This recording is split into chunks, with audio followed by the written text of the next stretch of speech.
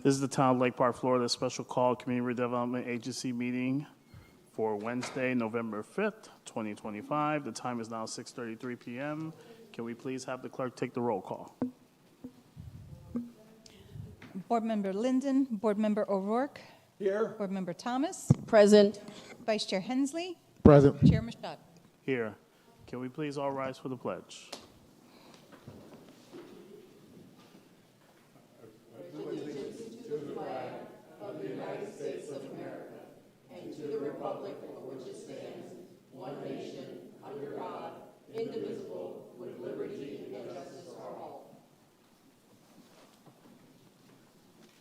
Okay, please be seated.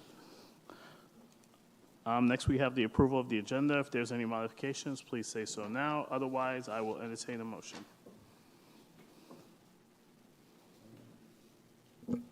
I make a motion to approve the agenda as is. Do we have a second? Second. Sure. We are in the CRA meeting. Just for the record.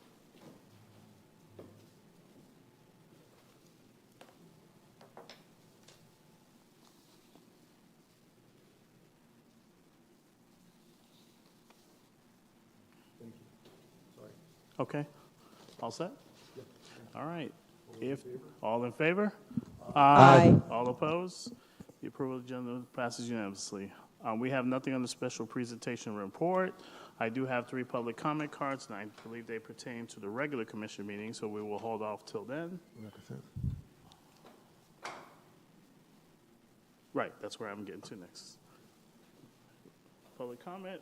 And now, the approval of the consent agenda. I will entertain a motion. I make a move to approve the consent agenda. Second. Second. Any other further discussion? Seeing none, those in favor say aye. Aye. Those opposed? The consent agenda passes. Next, we have under new business, Lake Park Community Redevelopment Agency Fiscal Year 2024 Annual Fiscal Statements and Audit. Executive Director. Thank you, Mr. Chair. We have Brandon Lopez here. He is the Managing Director and shareholder with CBIZ CPAs, who have completed our audit for both the CRA and the town. So I know he's worked on it hard along with our staff. This has been a process, of course, and we appreciate everyone's hard work on it. So I appreciate Brandon as well as Barbara and all of the staff's help on it. So thank you. Thank you very much. My name is Brandon Lopez. I'm a shareholder with CBIZ CPAs, and we're your external auditors. And I'm here today to present the CRA financial statements for the fiscal year ended September 30, 2024. And before I get started, I definitely want to make sure I give credit where credit is due. We're here today because of the hard work of Barbara and her team. There's been a lot of transition over the years, and we've been slowly catching up. If you remember where we were just earlier this year for the 2023, to go from issuing back in March to now for November of 24, with the goal of next year of 2025 issuing and meeting the state deadline. And we've been having that discussion, and that is our goal with management's help. So definitely you're seeing progress, right? And that's what we want to see, the pursuit of perfection, and we're improving every year. I'm going to go through the financial statements at a high level and focus on the specific reports and key things I want to highlight. And if there's any specific questions, I'd be more than happy to answer them. So if you have a draft or you have the copy of the financial statements, I'm going to start on printed page 1, which is the independent auditor's report. This is the most important part of this document because it gives the opinion. And that opinion for the fiscal year ended September 30, 2024 is what's called an unmodified, a clean opinion. It's the only opinion as a board member and as a special district you want to be associated with. So very happy to let the CRA and the board know that they received an unmodified, clean opinion. And as part of the audit, we're required to not just do a financial statement audit, but also a compliance audit with the Florida statutes and making sure that the funds that are expended for the CRA or for the projects that were approved in that budget. And based on the procedures we performed, no issues were identified. Because this is a governmental audit, following government auditing standards, if there were any issues or anything that we saw of non-compliance, we would have to report that in writing and disclose that not only to the board, but also to the Florida Auditor General. But based on the procedures we performed, no issues of non-compliance with regards to the funds spent. The only item that we had was obviously the non-compliance with the Florida statute of the deadline. But as we know, we're working towards that with management to make sure that next year, for 2025, we meet that deadline, which is June 30, 2026. Besides that, on the CRA, I have no other sections I wanted to highlight, so I'm open to any questions that you might have. Thank you. I will open the floor to my board to see if there's any questions on the dais. Board Member O'Rourke. I have quite a few, so if anybody else wants to go ahead of me, they can. Anybody else? Are you good, Vice Chair? I did have one question, but I wrote it on notes in my phone, so I'm trying to pick it up. Okay. Let me, You have none, I have none as well, so Okay, I will go with you, Board Member O'Rourke. thank you. On page 16, you have a statement that says, "We do not provide any assurance on the information because the limited procedures do not provide us with sufficient evidence to express an opinion or provide any assurance." That's kind of like a disclaimer of What page are you referring to? page 16, bottom of the, I think it's the bottom of the page, 16. Is that note 2? Is it? Yeah,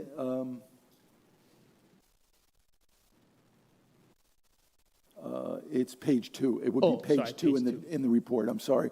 The numbers are kind of, Oh, not a we have problem. different numbers, so it is page 2. Thank you. And it's You're at the referring to bottom Item 2, you talking about? on page 2. So printed page 2 of the auditor's report, and you're referring to the The required. last line. Yes. I'm just reading. It's like a kind of a disclaimer, So, basically. so a great question. So this section is regards to required supplementary information, which is specific sections of the financial statements. And auditing standards state that the information on those specific pages, we don't give an opinion on because those are provided and put together by management. So that section is management's discussion and analysis, which gives the reader an overview of the year and the comparison and from last year to this year and what caused those changes. Those about 4 or 5 pages are put together by management. We're precluded from doing that. So when you read that sentence, it's only related to that specific part of the financial statements. Okay. Thank you. On page, it would be your number 4. Okay. Which lists financial highlights. And it talks about the assets of the CRA exceeded its liabilities on September 30th, 2024 by $5,480,354. The net position of that amount, $3,697,000 was invested in capital assets, and $1,783,000 was restricted for redevelopment purposes.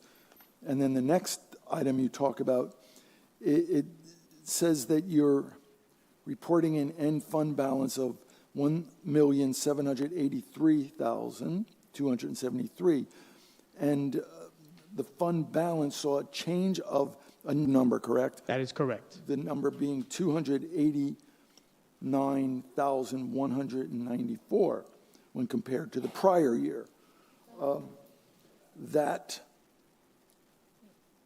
Would that indicate something, a trend toward the viability or of the CRA? Great question. So before I get into the second question, the reason why there's 2 different numbers, there's actually 2 sets of financial statements.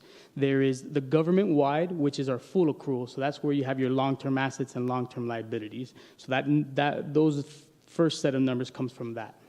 The second set of numbers comes from the fund level. So this is more focused on your current flows, right? The inflows and the outflows. And your question with regards to, well, this year, the money that came in was less than the money that was spent. Does that raise an alarm? And the answer is no. And the reason why is there's certain times where projects might be delayed, where funds might have come in previous years that they weren't spent because of delays in projects. They might be spent in future years based on budget. And the most important thing you want to see is on that, the fund level, which is printed page 13, that fund balance went from $2 million to 1.8, which is about that $200,000 difference. And if you kind of go back to the statutes, CRA are not here to generate cash and sit it on it. We're supposed to be receiving the tax dollars and spending them for the redevelopment of the neighborhood. So as opposed to maybe a general fund or a different type of fund, where if you constantly see negative changes from year to year, that might cause an alarm bell. For a CRA, it's actually the opposite. If we start to see an increase in that fund balance year over year, that shows that we're essentially taxing our residents and we're not using those funds for the intended purpose. And if we get to a certain threshold that it's too high, we actually have to return that money because we're not in accordance with the standards. So no issues reflected in that number. Okay, thank you. All set? Yes. Okay. No? Okay. All right, if there are no other questions, I will entertain a motion. I move to accept the Lake Park CRA fiscal year 2024 physical statement, financial statement, sorry. Audit. Okay. Do we have a second? Second. Any other further discussion? Seeing none, those in favor say aye. Aye. Those opposed? The motion passes. Thank you very If I much. may, Sure. Mayor, I think as a commission, I think everybody will agree to this. We would like to thank Barbara for her hard work. This is not an easy project to complete, and there's been delays in this many times, and it goes back. Barbara's been a trooper through all of it, and we thank you, Barb, for what you do. I would echo that and also say this has been the summer of Barbara leading into the fall. And it speaks for itself. And we all thank you for it. And I'll be happy to, next year, to do Uber service for you as well. So she knows what I mean by that. All right. So CRA administrative comments, which you'll be you subbing in executive director. No? Yes, maybe so. I just wanted to say thank you and Commissioner O'Rourke and Mayor, and I know, board members, all of our board. I was going to say the same thing. You know, we did an audit not long ago, and so this is the second audit in a very, very short time, and it's a very difficult process pulling all the documents, answering questions, being available. And we have other things going on too. So and when you're shorthanded and, you know, we've frozen position now and, and we're trying to hire. And so it's a lot. And so I appreciate Barbara, her staff, our staff, when questions are asked, to provide. So not only on the CRA in this moment, but also with our other departments and other funds, and when we get to the town side. I just appreciate it as well, so thank you. And thank you guys for your support always. We can't thank you enough for our CRA board, and appreciate you. Okay, thank you for that. Any board member comments? Okay, seeing none. And any agency member? Oh, No, nope. Okay. I'm going for the agenda. Okay, I saw you grab the mic. I was gonna stop and pause. Any agency member requests? Then I will entertain a motion of adjournment for this Motion meeting. to adjourn. Second? Second. All in favor? Aye. Okay, we are done with the CRA portion of the meeting, and we will transition right away to our regular commission meeting. So this is the Town of Lake Park, Florida regular commission meeting for Wednesday, November 5th, 2025. The time is now 6:47 p.m. Can we please have the clerk take the roll call? Commissioner Linden, Commissioner O'Rourke, Here. Commissioner Thomas, Present. Vice Mayor Hensley, Here. Mayor Mashad. Here. We will bypass the pledge, and we will now go to the approval of the agenda. And Town Manager, you were stating that we are pulling the proclamation off from this meeting as it will be discussed at a later meeting. Hopefully, yes, definitely, hopefully at a later meeting. And then also, I believe it's item number 6 regarding pest control. We need to include some other facilities, so we'll bring that back at a later time. Okay. Can we also, and I will just see, I was looking at item number 11. Can we put that into consent? Yes. And then also item number 10, since I don't want to make him have to wait all the way. Yeah. Can we put that before public comment? Which will be like pretty much the next thing coming up. I think we can take care of consent. We can put it right after that. Is that good? Yeah, okay, we could do that right after consent instead. Okay, so Mr. Did you say put item 10 in? item number 11 will be put into consent. Item number 10 will be just before public hearing, before our ordinances on first and second reading, just after consent. So moved. Second, Second. all in favor? Aye. Okay, the adjustments have been made. I have now nothing under special presentation and report. However, I do have 3 public comment cards, 2 for one and 1 for another. So I will first call Mr. Sullivan. Mr. Sullivan, you do have 2 public comment cards, but I'm sure you're going to get those done within these next 3 minutes. Sir.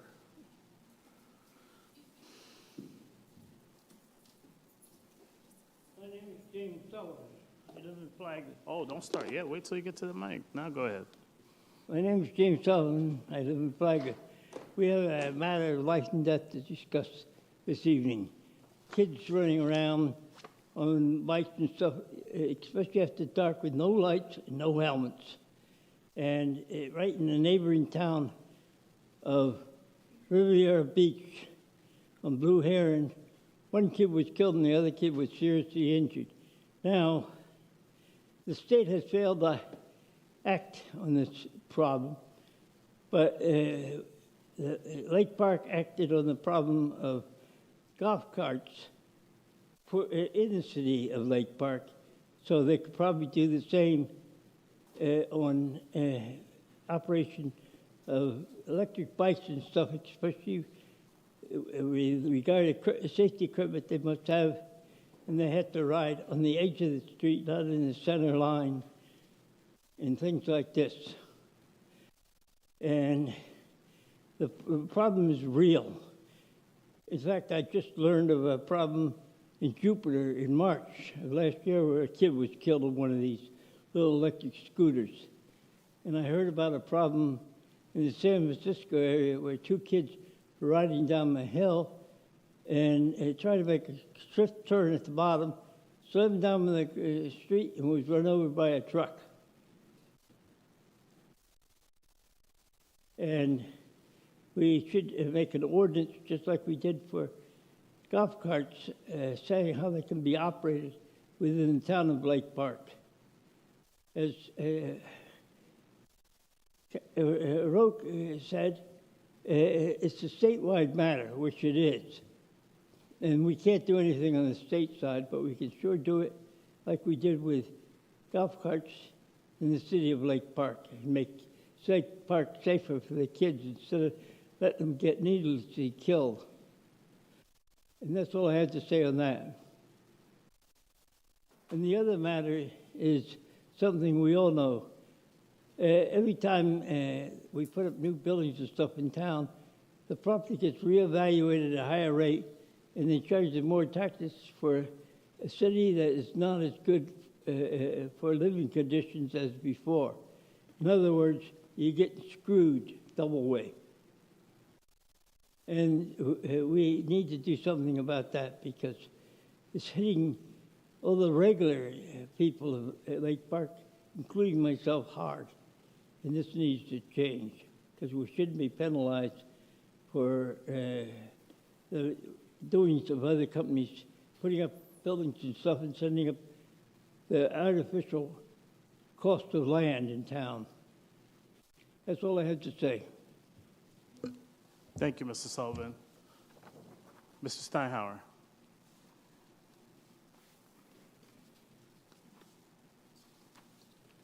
And for the record, I have passed out your testimony across the dais. Thank you. Good evening.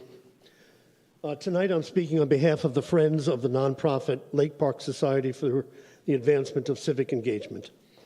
At the June 2nd Commission meeting, the consultants presented us with a final draft of the consultants' report about the downtown district. The mayor then asked for a simple addition of creating another scenario. Earlier this month, the town attorney stated clearly that the Kimley Horn Park Avenue Downtown District report was complete and no further meetings were appropriate. Yet another month now has gone by. To my knowledge, no one has seen anything final. What is this almost half a year delay all about? This report was paid for with public funds, including specified contractual timelines. It directly addresses information about the future of our town, our downtown character, building heights, traffic, parking, code compliance and waivers, and the balance between growth and livability. It seems our contract monitoring and management skills, our oversight skills, have been sidelined. Residents participated in workshops, wrote letters, attended meetings, and were told that their input mattered. Some are left with the impression now that decisions may be being made behind closed doors or that the findings are being altered before release. So tonight, I respectfully ask the Commission to, 1, direct staff to immediately demand and release the final Kimley Horn report. 2, to clarify whether any changes have been made since June 2nd, that version was presented, or from the earlier October reassurances. And 3, to reaffirm the town's commitment to open, transparent communication with residents who care deeply about Lake Park's future. Please explain the situation to us soon following this testimony. I know that you have recommitted yourselves to addressing testimonies from residents when they appear before you. Lake Park thrives when residents, businesses, and leaders share the same information and work together in the open. Please restore the transparency that this process deserves. Thank you. Thank you.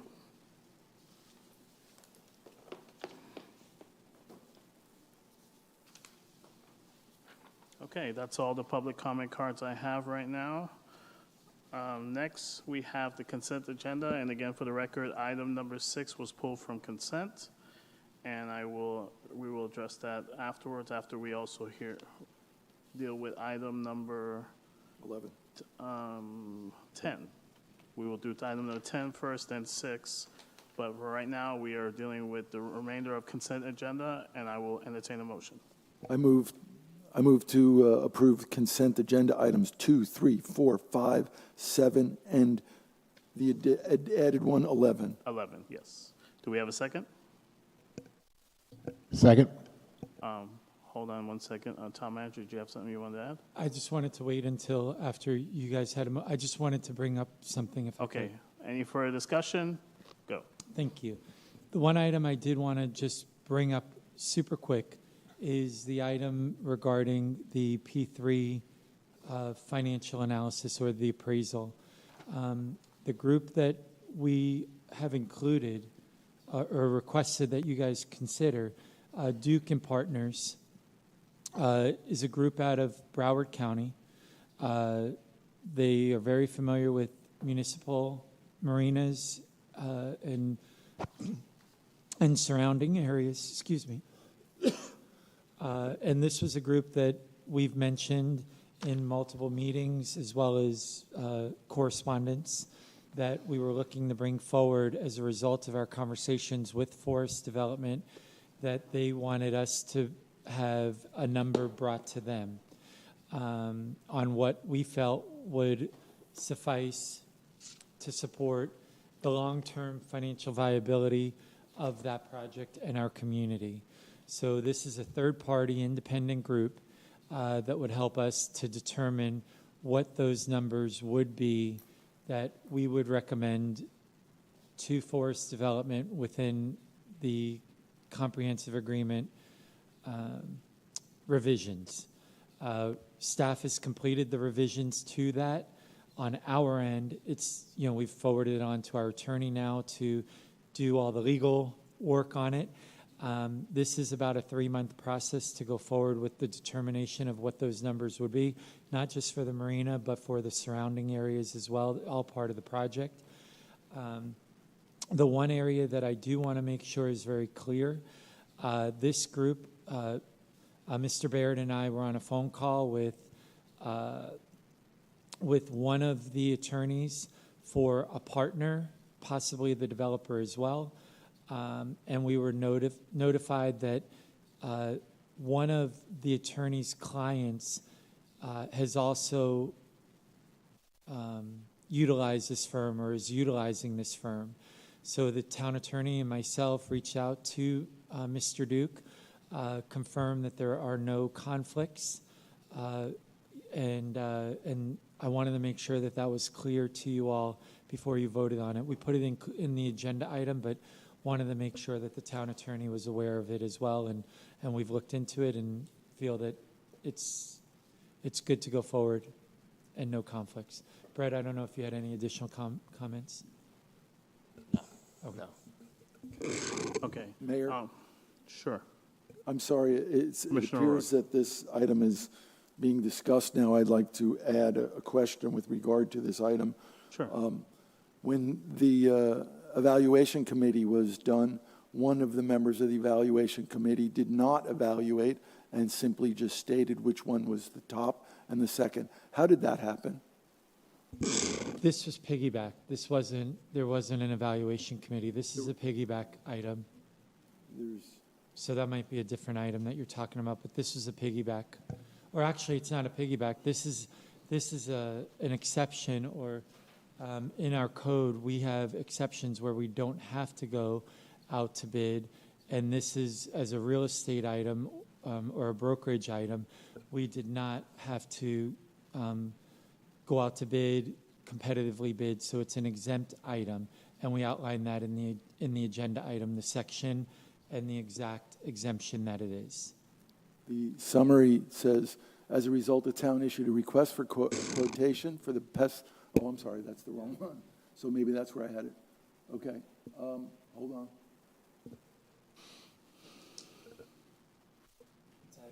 Okay. So it did not go out. The evaluation that I was talking about, was that the pest control one? Oh, boy. I asked Yes. permission to take my foot out of my mouth. So moved. Thank you. Okay. Okay. I just want to make sure that everyone's No, putting clearance. on it. Absolutely. And again, once the attorney and I found out, we wanted to, make sure that there was no issue. We didn't want there to be an issue on the back end. Not a problem. Town attorney, Commissioner Thomas was letting me know she wanted to pull another item out of consent. Can we go ahead and rescind that motion so we can pull it, or can we modify the motion? You can do either. You can either Let's make a just do motion. new motion, right? Yeah. Okay, so item number 3 is the other item that is requested to be pulled out. So whoever made that, I believe the motion was made by you, Commissioner O'Rourke? I think it was. Okay, so if you can remodify that motion? Well, I don't think we have to. We can now do a new motion Absolutely. to pull item 3 of the consent agenda. I Okay. move to do that.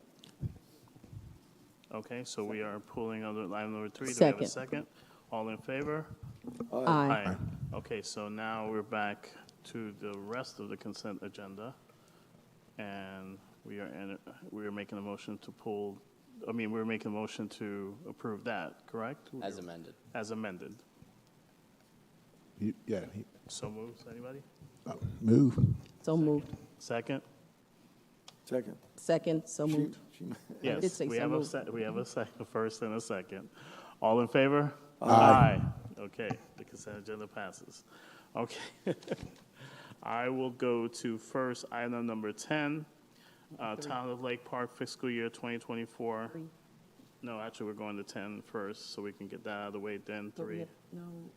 We have to go to 3 because that was part of the consent. Did we, No, I know, I had said before that we were going to do 10 first, then 11, then 6, it's fine, so when you pull the consent, it would go normally to one, but because. When you approve the agenda, Amend the agenda at the outset to put that to the first. Okay. And my mic wasn't on, sorry. All right. Did we vote on consent yet? Yeah. Yes, we did. Okay. Yes, we did. Okay. So, item number 10, Town of Lake Park fiscal year 2024 annual fiscal statements. We will move to you. Good evening, Mayor and Commissioner.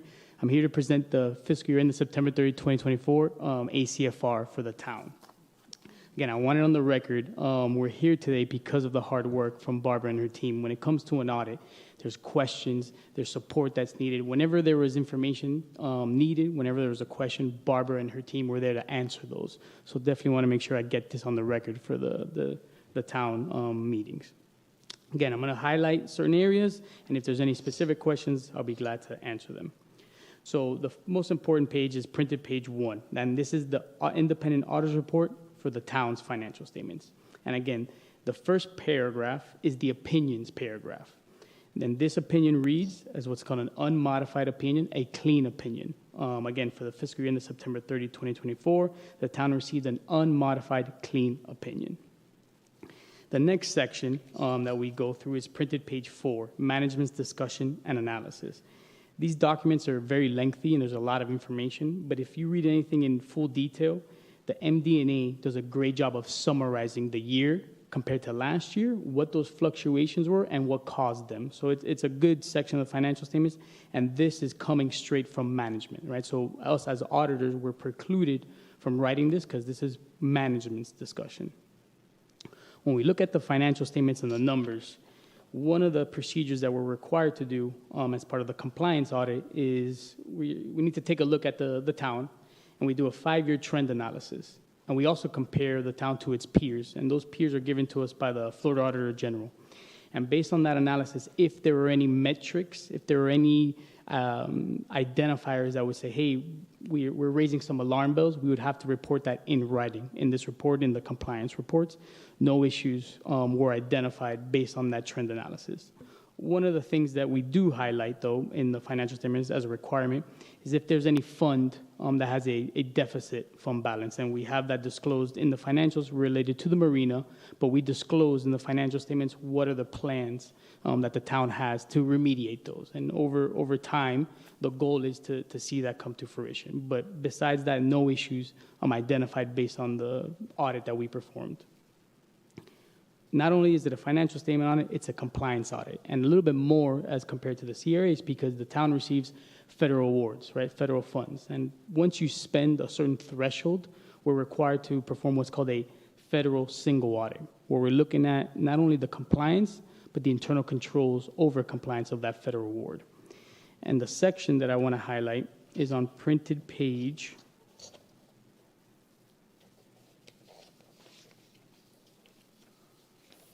103. That schedule lets the reader know what were the awards that were received and spent during the year.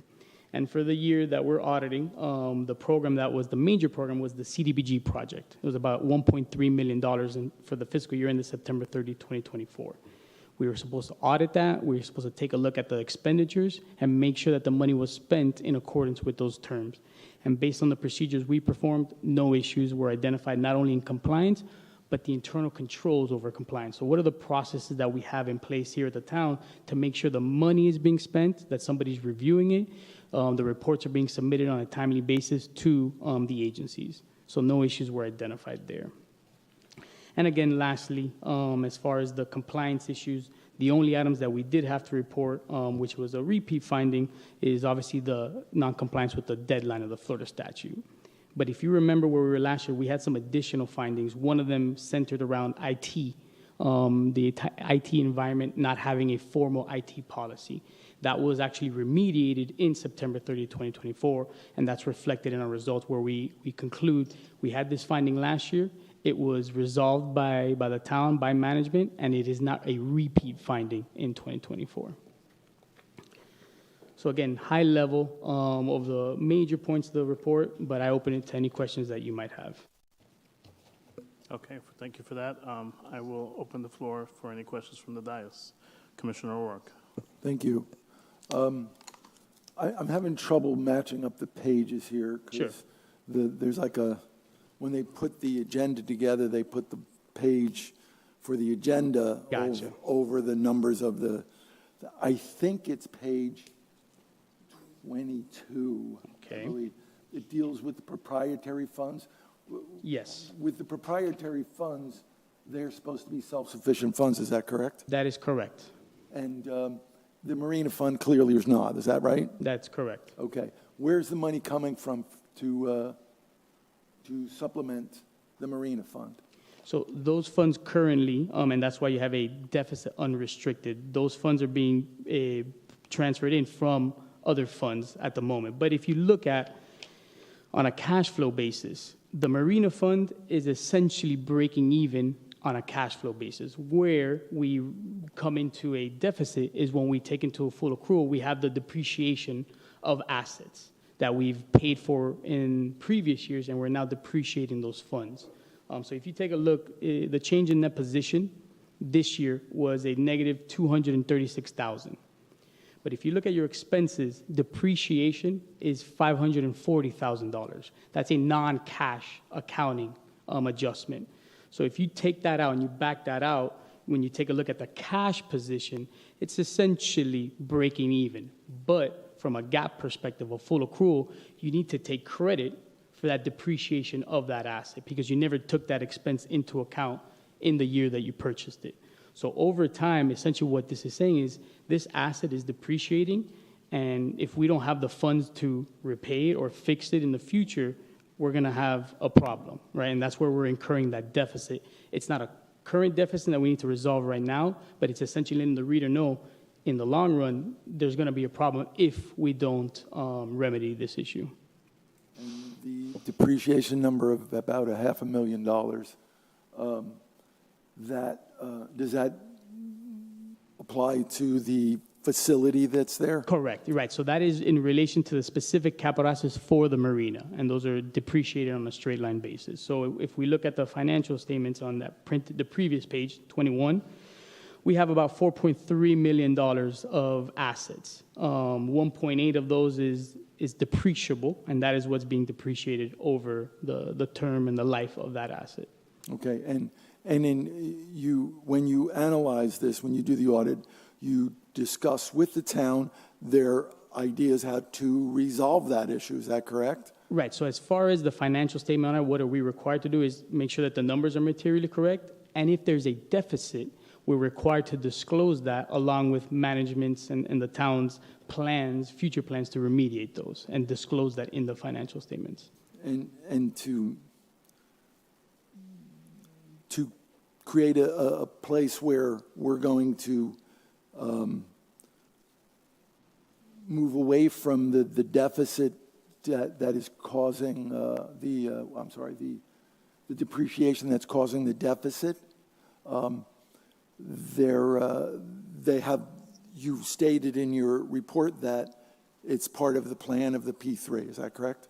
Correct. So as of the point in time when we issued the financials, and we're talking about 2024, these are the plans at that point in time.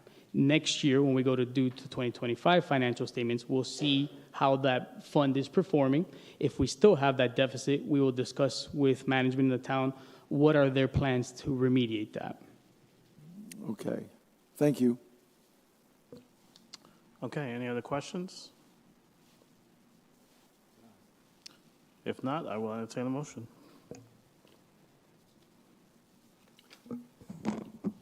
I make a motion to approve the Town of Lake Park fiscal year 2024 annual financial statement audit. Do we have a second? Second. We have a first and a second. Any other further discussion? Commissioner O'Rourke. Yes, I want to thank your office and your agency for doing the work. This is several years you've been working with us.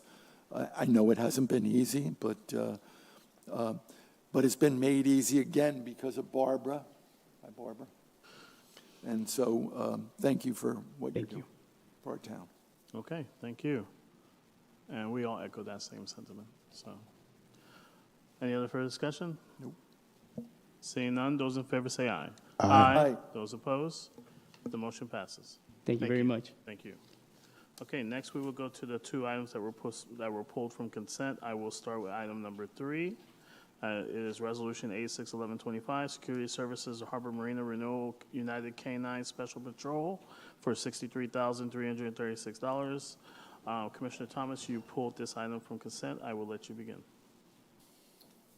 Yes, I received a comment. My comment the question that I had, and I had asked staff, so staff had responded, and I just need to go back and find the response because this is a little concerning for me. Hold up. Okay. My concern was the item stated that this was for the marina, security service for the marina, and I was asking, like, how many guards do they have that's patrolling the marina, and understanding that this particular company also provides or actually locks the facilities or the buildings at Kelsey Park, from what I can tell. Jason had an opportunity, and he told me that there's like one guard, and I said, well, what happens when the guard leaves the marina to go down to Kelsey Park to lock the park or the facilities and come back, who's manning the facility? And he stated that it's typically left unmanned. However, and then I asked the question of who's actually then patrolling the park at night, and the comment was that PBSO was patrolling the park at night. But there was something here that really brought it to my attention, and what it was is that Jason also said that, for the record, that during the daytime that there's also a daytime security guard that is also employed by the same company but is paid directly from Forest Development, and that their services is from Friday to Sunday. So my question is, right now, I understood when the barge was there at the marina and Forest Development possibly wanting, security there in their absence. But the barge isn't there anymore. And the comment from Jason is that he doesn't know how long Forest Development would be paying for the daytime security. So they're, On the weekends, right? it says Friday through Sunday. I want to make sure that I'm reading this correctly. It says also, for the record, there is a daytime security guard from the same company, which is Friday through Sunday, that is paid for directly by Forest Development. And it goes on to say, not sure how long they plan to continue this. So what I want to find out was the guard being paid at the time to secure the barge, and the town was just an ancillary, security, or are they still there as part of, I don't know if there's an agreement for the security to be there Friday through Sunday to still provide security service for the marina. So I just need to have some clarity on that, about where we are with it, because this whole issue has become an issue, which is the same reason why I had asked the town manager to clarify item number 5, because we want to operate in complete transparency. So what was the purpose of the daytime guard, I guess, would be my question right now. Good evening, Jason Tenney, Marina Director. The purpose of the additional guard is to patrol the facility. They weren't specifically patrolling for the barge per se. Mm-hmm. I don't know what encouraged them to put the guard there. That they've been there for, I don't know, probably close to 2 years on the weekends, and well, maybe a year and a half. But I don't know what the purpose of the guard was, specifically what his objective was, but he's basically patrolling, just kind of crowd patrol, so to speak. So they're still there? Yes. And they're still doing it Friday through Sunday, Yes. in addition to we do have staff there, do we not, during the day? Yes, of course. And then we have security that's at night, regardless of what day of the week it is, correct? Correct. Okay, so I just need to have some understanding because we want to be clear Yeah. about what was the purpose and if we're considering this as a service in kind. Sure. As I said before, I understood when they had something there, now there isn't anything there.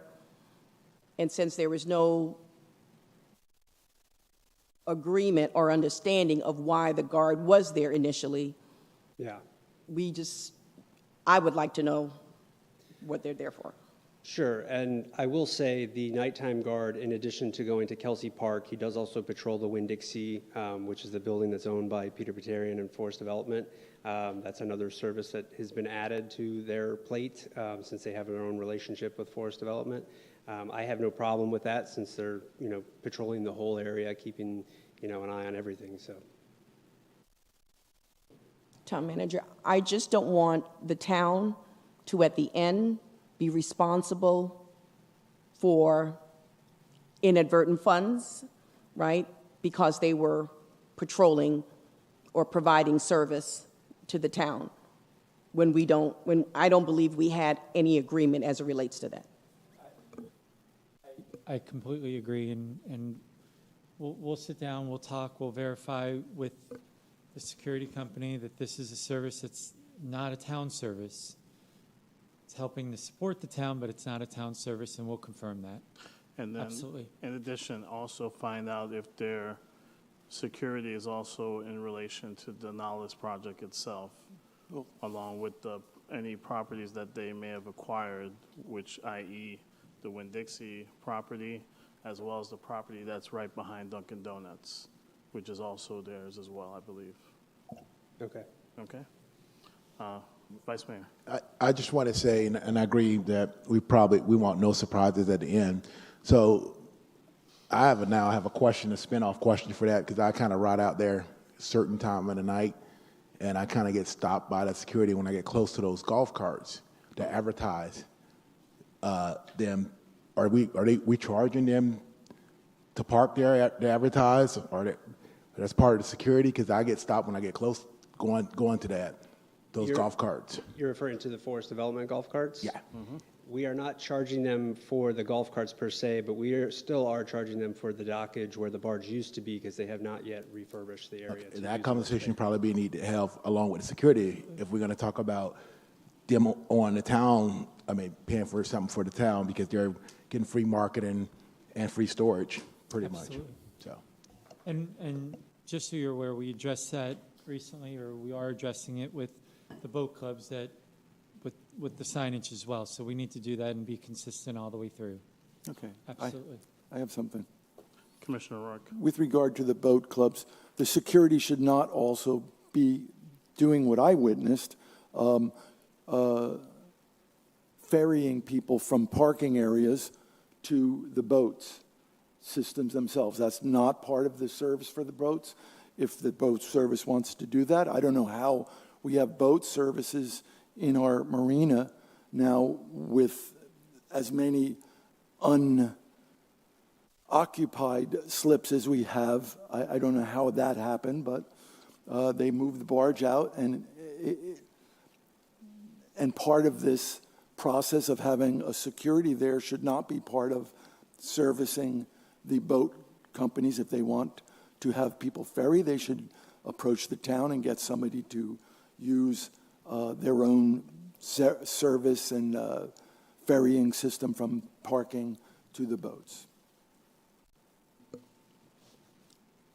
I hear the silence, and one of the things that really gets me with all of this that's going on is the war that has taken place between this town and the developer. And it really, I'm trying to maintain my composure on this, but I don't understand what's going on. I don't know why we charge Forest Development for services that they're not getting anymore. I don't know why have empty slips down at the marina, but yet we can provide slips to the boat companies that were supposed to be moved out. I don't understand all of this. I'm not asking for an answer right now, but I think this town really needs to back off of the war on this developer and try to figure out a solution to the management of the town that we've just heard through our audit that it's not working. It's not operating at it's operating as a deficit, and it's always been that, and I don't understand. And I'm not trying to pick on you, Jason. I know you're doing the best you can. You're caught in a very difficult place between one side and the other. I understand that. I know where you are. So I'm not trying to point fingers at you. I just think, and I'm talking mostly to our commissioners, that we need to get this situation resolved because it's only hurting us every month, and now it looks like we're going to move our the reverter hearing off to next year. These things are hurting us. We need to resolve this stuff. I think, Town Manager, you're going to provide us some sort of update on that, where are we at with the... I can, absolutely. Can you go ahead and provide us that update so that way there can be a clarity of whether there's a war or not? Yeah, with regards, and I think it's a fair question, you know, why, because, you know, we did ask the boat clubs to move, and so I think it's fair to outline why. And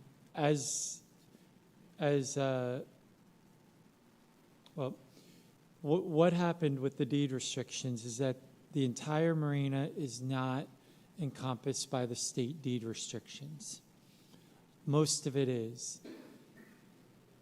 About a year and a half ago, we were notified by DEP that we were in violation of the deed restrictions because we were not providing full public access to the marina or for the community. And by that means that if the boats that were being used were charging people to be a membership in a membership club, they were not allowed to be there. That was a determination by DEP, not by the town. And so what happened was, of course, this summer, we worked real hard to work with the boat clubs and say, you had to move. And the reason why we had to do that was because we would lose our marina potentially by DEP.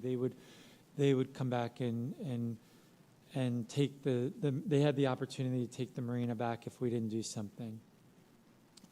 When we were going through this process, Jason found, working with the boat clubs, that there were a number of our community members that were using the boat clubs to be able to have access out into the water, into the ocean. And so to be able to continue that and allow citizens in Lake Park to continue doing that, the areas that were not in the deed restricted areas, we provided those slips to the boat club so that we can continue to offer that service to our community. There aren't very many. It's maybe about, 15 slips? There's 15 slips, yes. Total. Yep. So we had to move them out, or else DEP told both, I think it was myself and the attorney, that we could potentially lose our marina if we didn't, remove the impact. That's what happened there. And that's... Repeat that last statement again. That we would lose the marina if we didn't remove the impacts. And that started back, in the spring of 2024, we were notified of that. It took a considerable amount of time because we were going through the appraisal process. We went through the first appraisal process for the P3, which came back at $600,000. That was completed in August 2024. For whatever reason, it was determined to hold up on that. Then in about February of 2025, there was a determination to do a second appraisal.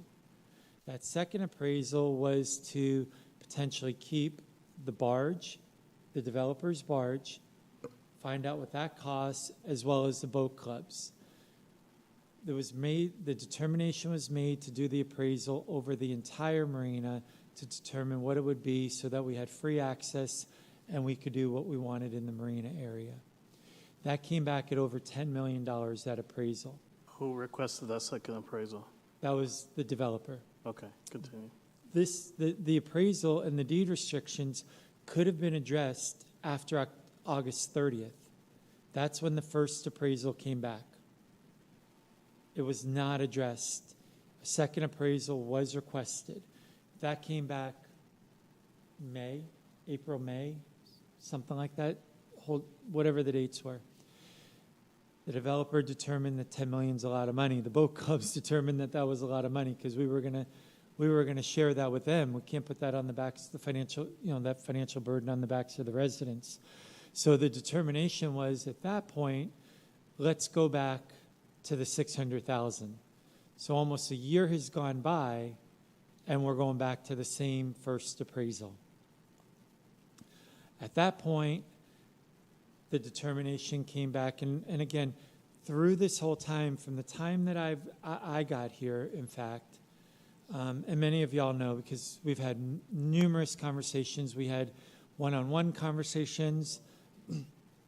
The concern was we have $5.1 million in debt on the marina right now, and we're only getting $4.2 million in fees outside of ad valorem.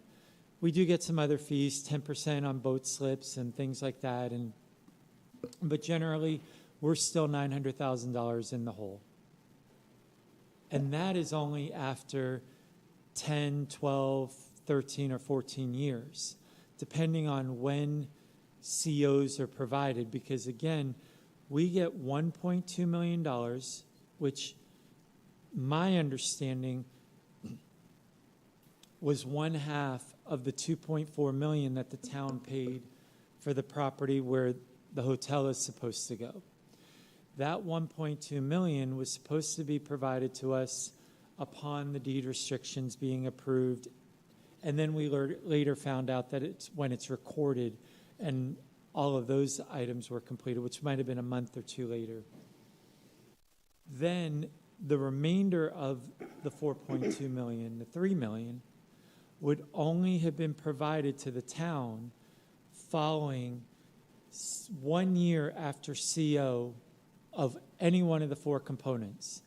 So again, the hotel under the original timeline was supposed to be completed in January 2026. However, the timeline has changed a number of times. The commission has never approved it. Those are issues that are of concern, and we've expressed those concerns. And then May I interrupt here for a point of order? This is not an agenda item to discuss the P3 right now.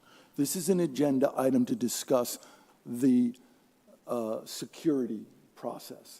We're off in this. I mentioned what I mentioned because this is something that we need to have a discussion on, not now, where no one's prepared to look at the information, and we get, again, a one-sided perspective from the town manager and a perspective from Tom Baird. Now, if they're correct in their analysis, that's fine. Let's have that discussion.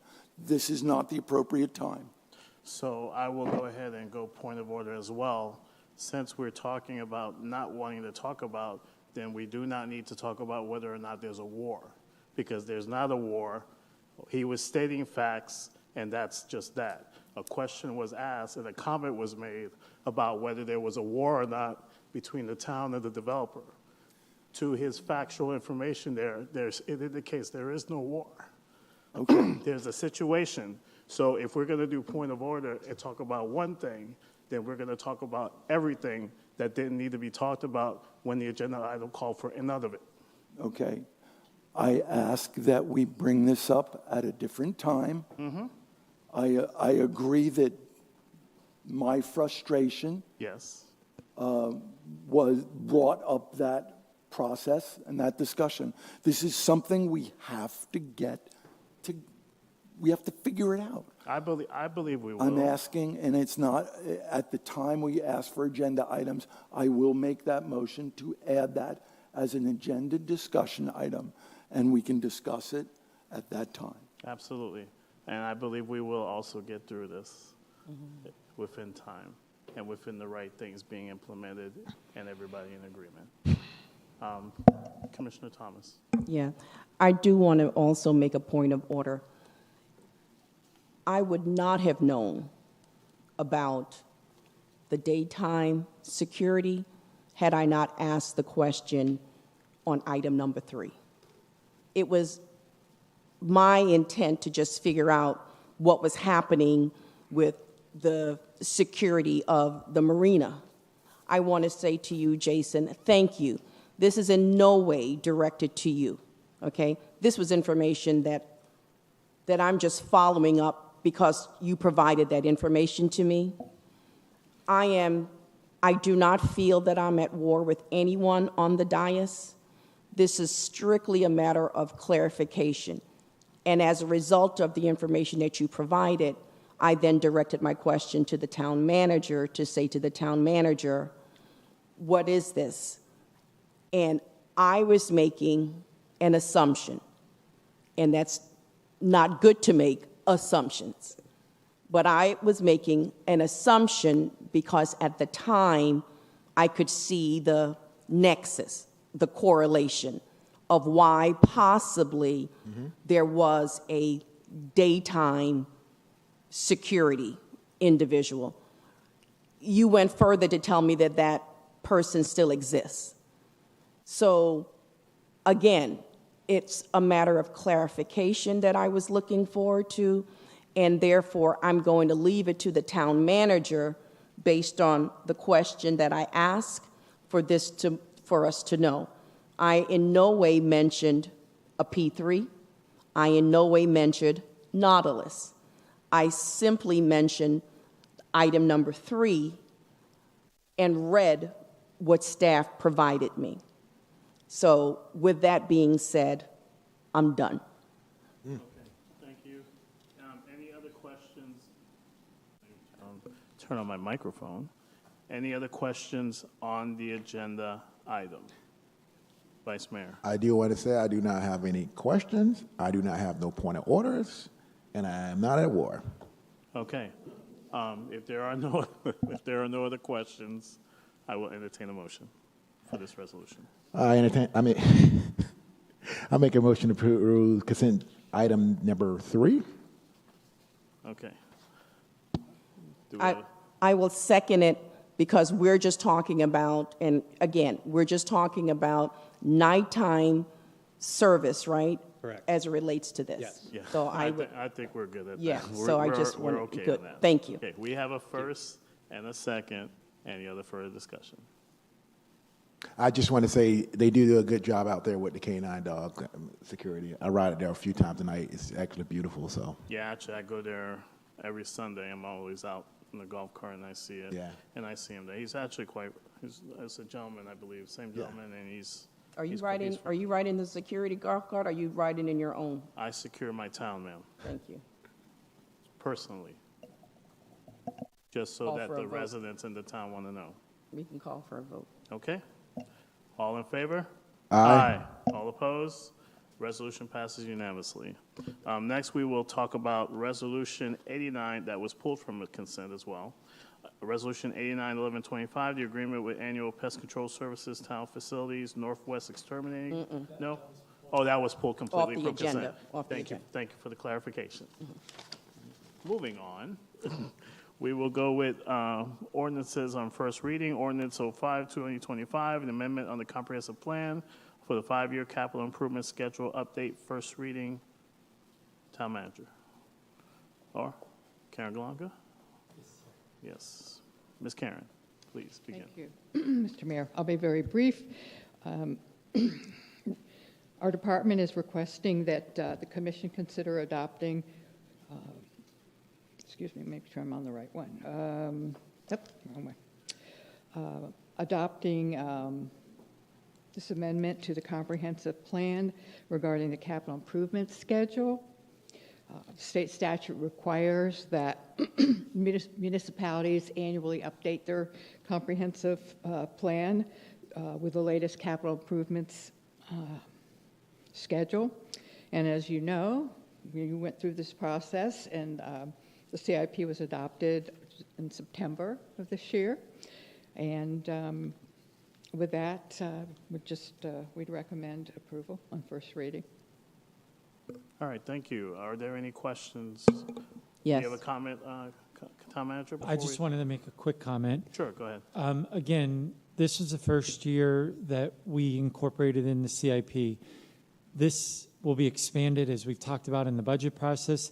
This allows us to document where we're going in the future, and by doing the CIP the way we're doing it, it'll be a lot more efficient for us when we do this every year through the comprehensive plan requirements.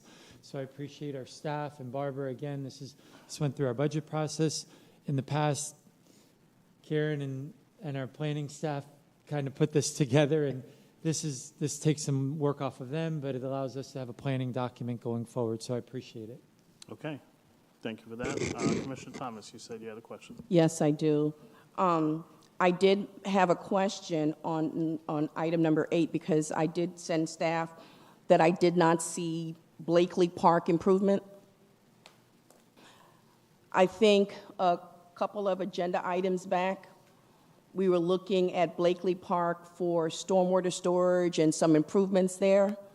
I did not see this as part of the CIP, and I know this was something that was being planned for, and so I didn't see a response back from staff on it, and I don't know where we are with it. Okay, so you're saying you didn't see it in this?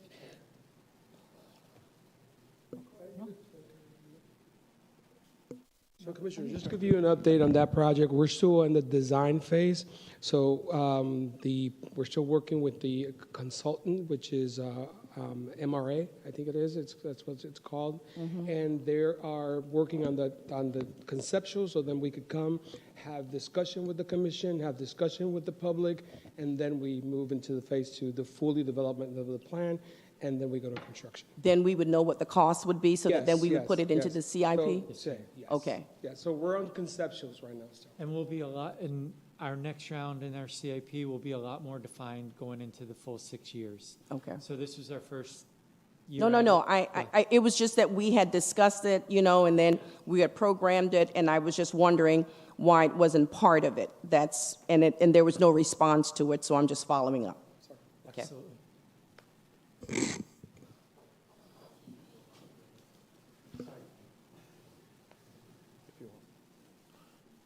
That's it? I think so. Okay. Well, you know what? Thank you. Now that you ask again, come back. Come back. And it may not be germane to it, and you can just say it isn't, okay? I have been hearing a lot of comments from residents in the town about when are their roads going to be improved, right? And so, one, I wanted to ask, do we have a roadway improvement schedule that's online or somewhere? And then two, if we do not have a roadway schedule online, do we have some estimated cost of other roads roads within our town that would need improvement that needs to be here in our CIP? So the question is yes, but at the same time, no. The yes is that we do have a cost estimate for some of our roads, let's say for the majority of our network. Nevertheless, we have to update those assessment costs. It's extensive. I did present a 10-year plan to the commission, so we have the roads within those plans. I could literally post that in our website. Nevertheless, I wanted to be cautious because in the plan, we were going to start this year. But unfortunately, since we don't have the available funds to start the project this year, then we have moved it for next year. Hopefully, we have a better financial position so we could take advantage of that. Now, having said that, we did identify areas to improve within their CRA because the CRA was able to, yes, allow us to do some road improvements and enhancement, pedestrian enhancements for our community. Now, I could share that information, but again, we have to update. And as we know, every single year that we do not improve or take an effect to our plan, Deteriorates more. Yeah, it deteriorates more. Okay, don't go anywhere. Okay. Now, the issue now relates to, gosh, there's a whole lot of stuff going in my head. One was like sidewalks, and I know we've been continuing with like sidewalks because I still get complaints about that. And then the last thing was the Park Avenue diet or reduction, right? Road diet. I don't know, because I don't believe I was on the dais at the time. Have we moved forward with the idea that that Park Avenue will be reduced, or is that just out there as far as possible improvements? Because when I looked in here, it was Park Avenue diet, as though this is what's already set and it's ready to move forward with. And on the other hand, I've heard, no, there have been money that's been set aside, but there's no finality to the improvements of Park Avenue. Well, no. Okay. So we do have designs, 100% Okay. designs for the road diet. We just don't have the money to do it. So we have been pursuing available grants to see if we can have that project move forward. But right now, we don't have the funds available to develop the full scope of the project or the road diets. Can I just to Yes. clarify, is the design and engineering completed, or is it just like elevation design? No, I believe we're at 90%. On engineering? Yes, engineering. And then it's the construction that we Yeah, don't have it's the the funding for. construction, Just yes. wanted to clarify. Yeah. Sorry, Gene. Hold that thought, because you said 90, but on the website I'm reading, it's saying 60% design progress for the reduction. Yeah, but we have it at 90, but again, 90, I believe it was before I was here. So as we progress and we don't have the money, we have to revisit those designs just to make sure. But I'm pretty much, No, and that's fine. I just I could wanna make confirm, sure. but I think that we're at 90%. Oh, that's fine, so we can update everything that way. Yes. Okay, cool. And it was 90 with the idea that Park Avenue will be reduced, will be. Yes, it's the road diet. Yes, the road diet project. Okay. Thank you. Wasn't there, just to piggyback off of her question, wasn't there like a place where the residents could go where there was like a Esri map Yes, well, of all the roads and Yes. like the different, I should say, qualities of damage, I guess, if I'm Conditions, saying. the Like of damage conditions, assessment? the different qualities of conditions, which determine where you were starting first. well, there is, the GIS that we have available right now was providing information on road conditions. I did start working with a type of project where we can typically every year try to explain where we're going to do impact. We started with sidewalks. I want to do it with roads, but again, I think that our road network data collection or assessment, condition assessment data, it's now from 22, if I'm not incorrect. Okay. It should be updated like every 5 years. So we're getting to that point that we have to reassess our road just to see how our network is, is in today's times. So then we could apply the best strategy to improve that road network, or the road in the network. So it's a little bit, it's like every single year, like I explained yearly, it deteriorates more and more. So we have to take all those elements into condition. And since we've been developing and we know that we have heavy vehicles using our internal network, that also contributes to the deterioration of the road. So all those elements needs to be taken in consideration when we're going to apply the strategy to improve that road. Okay. You're Okay. welcome. Thank you. Any questions here? No. No? Okay, I will entertain a motion. I move to approve ordinance 05205 on the first reading to amend the town comprehensive plan by updating the town 5-year capital improvement schedule within a capital improvement element. Do we have a second? Second. We have first and a second. Any other further discussion? Only comment I have to say, going back to the road questions you asked, and if the residents wish to see any of our capital projects, if you go on the website and you look at government departments, public works, capital improvements, you will see any and all there for you to see and be updated on. Just a PSA. Okay? With that, if there are no other discussion, all in favor? Aye. All opposed? The ordinance passes unanimously. Town Attorney. Ordinance number 05-2025, Amendment Comprehensive Plan 5-Year Capital Improvements Schedule Update. An ordinance of the Town Commission of the Town of Lake Park, Florida, updating the capital improvements elements of its comprehensive plan, providing for an updated 5-year capital improvement schedule, providing for the update of the text of the capital improvement schedule so as to be consistent with the new capital improvement schedule, providing for repeal of all ordinances in conflict, providing for severability, and providing for an effective date. Thank you for that. Next, we have ordinance on second reading, ordinance number 04-2025, an amendment to comprehensive plans for future land use and intergovernmental coordination elements, remove bioscience overlay, second and final reading. Ms. Karen. Yeah, you'll recall, commissioners, that you had approved this ordinance on first reading back on September 3rd, and the amendments were transmitted to the state as required by law, and neither the none of the state agencies had any comments, or they were fine with it. So with that, it's before you for final reading this evening. And I would just mention that removal of the overlay does not constitute a more restrictive action as prohibited under Senate Bill 180. And actually, it's it does the reverse. Removal doesn't change any permitted uses, and it actually allows more flexibility because it removes policies that made it more difficult to consider changing uses. So with that, we recommend approval. Motion to approve ordinance 4-2025 on second reading. Do we have a second? Second. Any other further discussion? Seeing none, those in favor say aye. Aye. Those opposed? The ordinance passes unanimously. Town Attorney. Ordinance number 4-2025, Amendment Comprehensive Plan, Future Land Use and Intergovernmental Coordination Elements.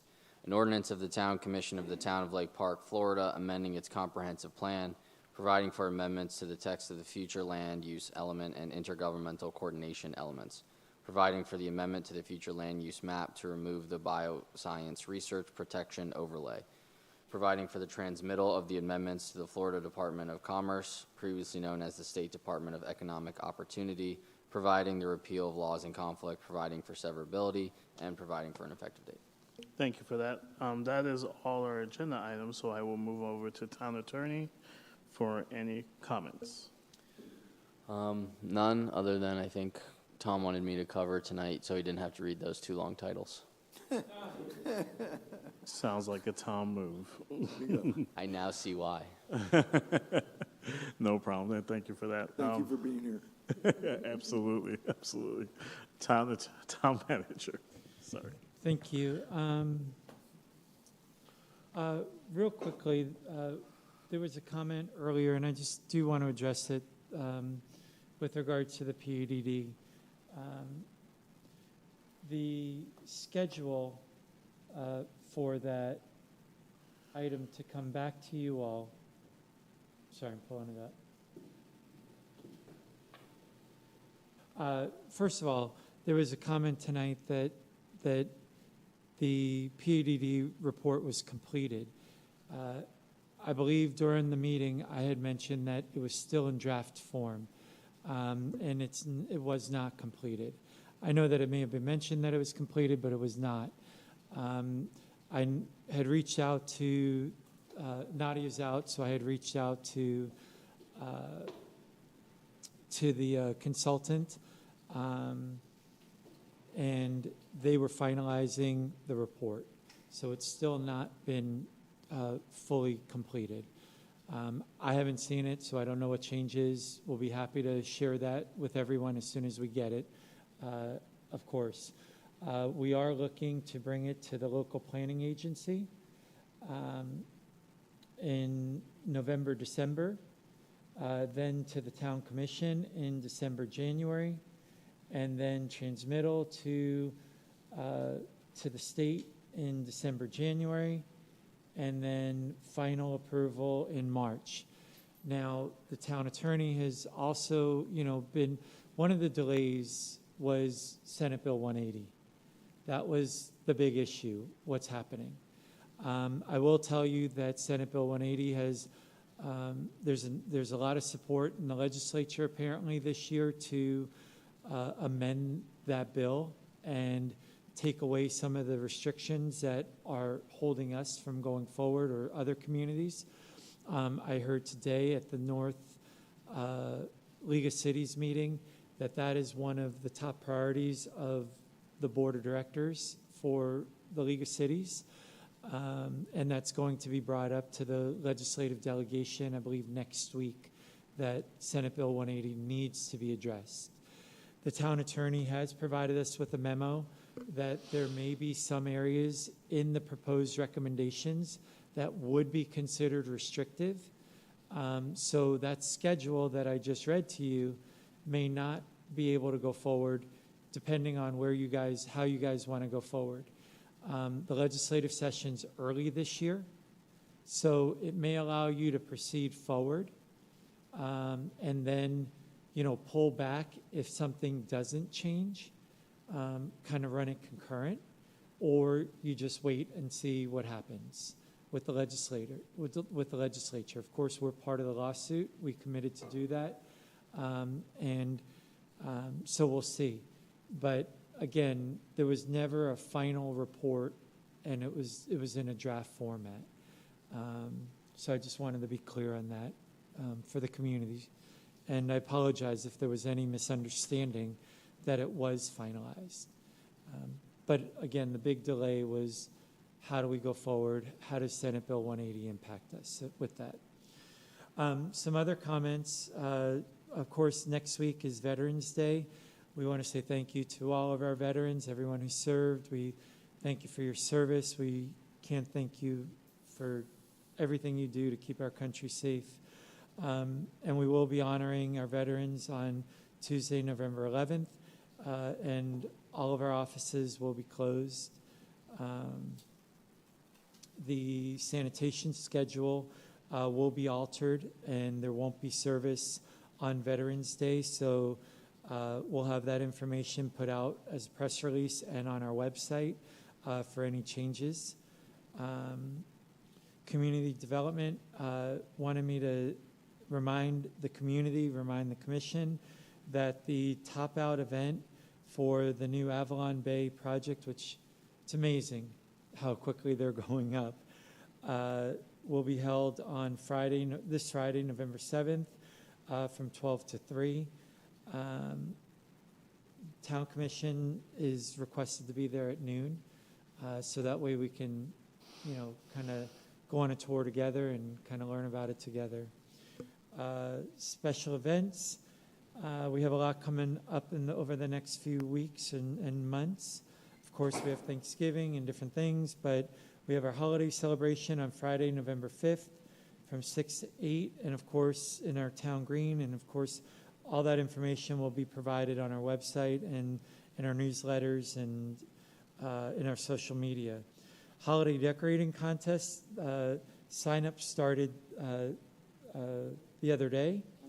It started Monday, and it's open until Tuesday, December 9th. Sorry. Yeah, no, sorry to cut you off. I was wondering if Ray Needy's okay with it. Been getting a lot of phone calls. I know it's not my time, I apologize, but I just want to get a lot of phone calls about the contest. Is it possible that we can make, like, one person not win all the contests? Yeah, I think that's the intent, and we have 5 different categories. So that would be our goal. I think So Ms. we'll work on that. I think Ms. Merrill is coming for clarification. We actually responded to a number of comments on our social media about that, so we updated the flyer, and that's actually what it says. There will be one winner per category. Sorry, I've been depleted from social media. Okay. All right. Thank you. And our staff has been concerned about that, so.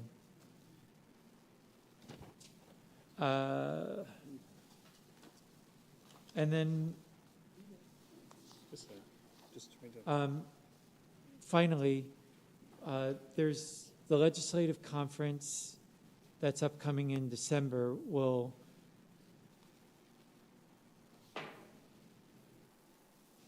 the League of Cities Legislative Conference will overlap or impact our next commission meeting in December, or the meeting in December. So the question is, do we want to move it? Do we want to just cancel it because of the holidays? You know, it wouldn't be a problem for us on staff side if there was a determination not to have it, or we can have it either way. So, but we can move everything to another meeting if need be. What's the date? The date of the meeting is on December 3rd. So if we moved it, we're going into the following week, which would be back-to-back weeks. Yes, it would. Let me look at. Or we could cancel the second meeting because it's right before the holiday. That's another way to look at it. I would almost venture to go that I'm route. going to suggest to cancel the second and I would- move the first 1 week later. Correct. So we're talking moving the first one to the 10th with the option, with the possibility to cancel the 17th. What say the commission? Do we have a I make consent? that as a motion. Okay. Do we have a second for that? Second. Okay. You're right. I don't think we need any, before we go into discussion, Vivian, did you have something you wanted to No, add? I just wanted to make sure that it was clear because we're going to have Ellen Bogdanoff come and give a presentation. So we just want to make sure that it's also not going to conflict with Hanukkah. Okay. Okay, so what she- date was hers? It doesn't. I was just checking the calendar to make sure that there wasn't a holiday. Okay, so there's no, it's okay? We just need to make sure that she's available. Ah, See? We'll make sure. See what happens? What's today's date? We can do that on the next meeting and just suggest it at this Yeah. point. I withdraw my motion. I don't think it would be a big problem. No. Yeah. We just need Yeah, I to don't make think it her would be a aware. Right. problem. Okay. I'm sure Ellen Yeah, or again, I agree with the town manager. I don't think it'll be an issue. I just wanted to make You sure just that wanted to we make that point decided across. on a That's fine. date Contact. so that her. we, Understood. Okay, so the motion is, Oh, okay, to I move keep the my third- motion. motion, I keep my motion just then. for the record, the motion is to move the meeting on December 3rd to December 10th and to cancel the December 17th That's my meeting. dinner. And do we have a second for that? I think, Vice Mayor, did you second? Yeah, a second. I'm Okay, changing so my we have a calendar. first and a second. I think the discussion is pretty much set and done. Are you okay with that? Okay, you're okay with that? So we're canceling the 17th? Well, we have to vote first. All in favor? Aye. Okay, all opposed? I think we have none opposed. So we are moving the meeting on December 3rd to the 10th, and we are canceling the December 17th meeting, and staff will contact Ellen Bogdanoff to make sure she can attend. Oh, we already just contacted Ellen to let her know of the modifications, and hopefully she will grace us with her presence on December 10th. yeah, she hasn't answered, but she's Hopefully. been aware, yeah. Which she will. And I will bring back a resolution at the next meeting with all of that information. Absolutely. Okay. And then just real quickly, the marina schedule over the next couple of weeks, of course, they'll be open on Veterans Day. For the Thanksgiving holiday, they'll be closed on Thursday, Thanksgiving. Wednesday, December 24th, Christmas Eve, they'll close at 2 p.m. And then Thursday, December 25th, Christmas Day, they will be closed. And then normal operating hours on New Year's Eve and New Year's Day. I did send some, last thing, I did send some information on how we are, I shared with you all, and in fact, I shared it with staff as well too, on how our new HR manager is reaching out to the community and really trying to do something different and trying to attract the best and brightest talent here to Lake Park. We were at a Career Source Palm Beach County event today over at the hotel by the airport. I can't tell you how many folks had interest in this community. They saw our logo, and they came up to our table. We had, constant activity. Debbie told me I had to leave a little bit early. Debbie told me she actually was one of the last 3 tables, and we still had 4 people that had interest in wanting to work for us. So there were a lot of contacts made. We had folks that are ready to interview tomorrow for positions. And so I'm grateful for Debbie for looking at things a little bit different. The other thing that she's looking at and attending tomorrow is an opportunity to bring in interns here at FAU tomorrow.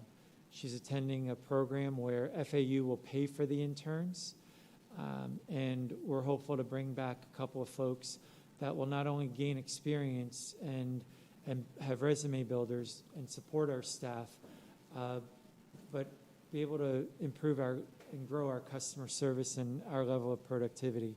So again, just reaching out, looking at things differently, and if we can bring in some young folks that are just out of college or still in college, that's a job interview, and we might be able to grow our organization just through this, and maybe not have positions open as long because we have people that can step into positions that are working here. So real proud of Debbie and appreciate it, and thank you.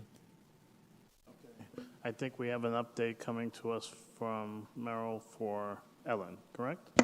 Yes, we actually have a sort of update. Her exact response was, I have an event, but let me see if I can do both. So hopefully I'll have an answer from her tomorrow. Okay.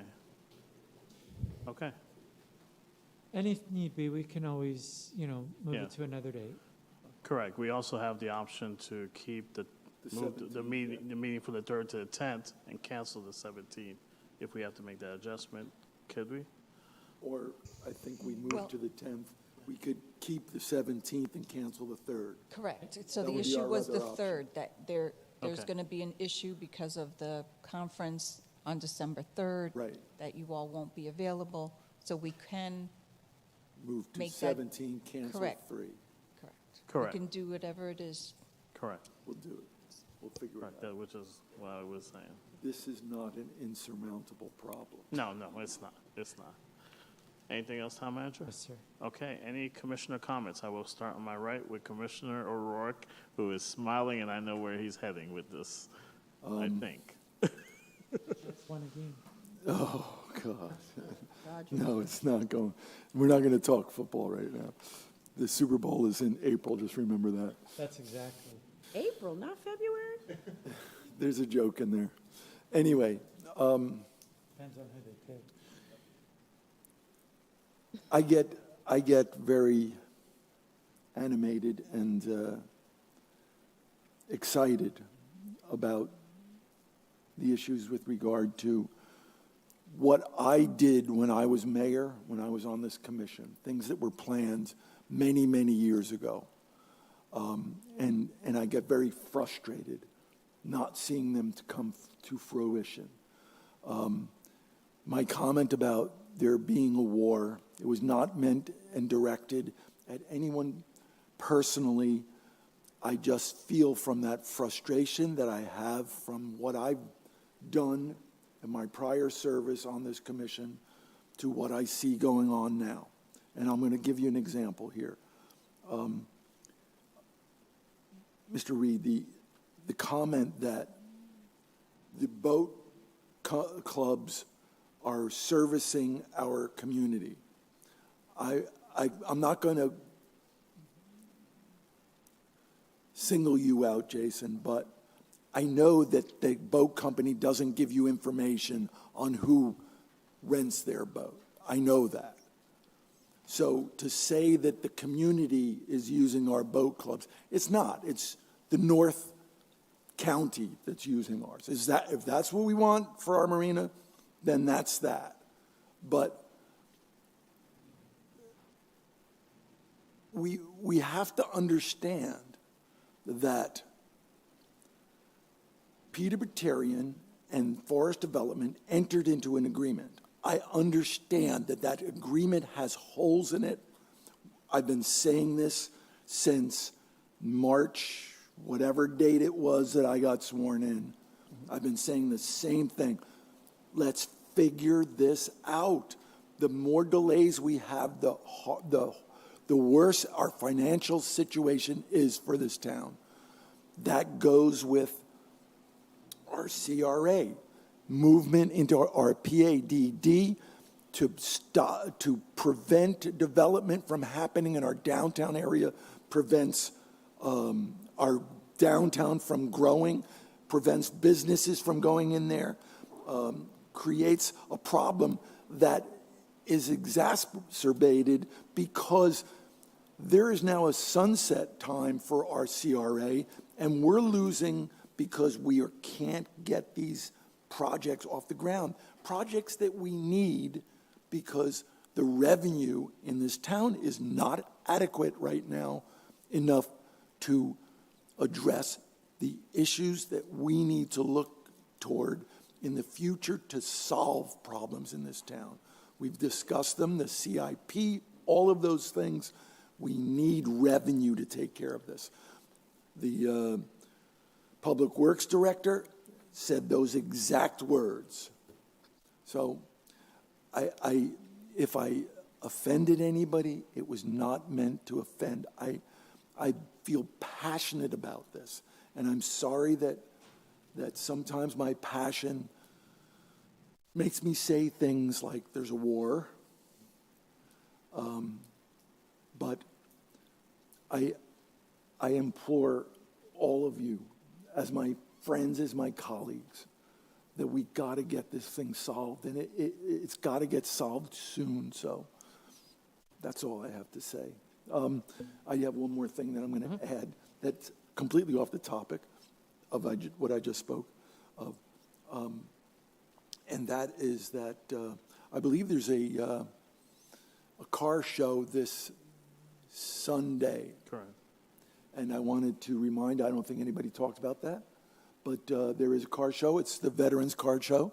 And come on down there and support us. There's some great stuff there. I'm sure John will be back by then, and he'll be down there showing off some of the vehicles that he loves. Absolutely. So, and then bragging about the Pittsburgh Steelers, whatever. Haterade. Yeah. So anyway, thank you, and that's all I have. Thank you. I'm going to go with you, Vice Mayor. First, I want to wish all the veterans a happy Veterans Day. And I wanted to say that it was a magnificent sunset celebration and a beautiful chili cook-off. How beautiful. Man.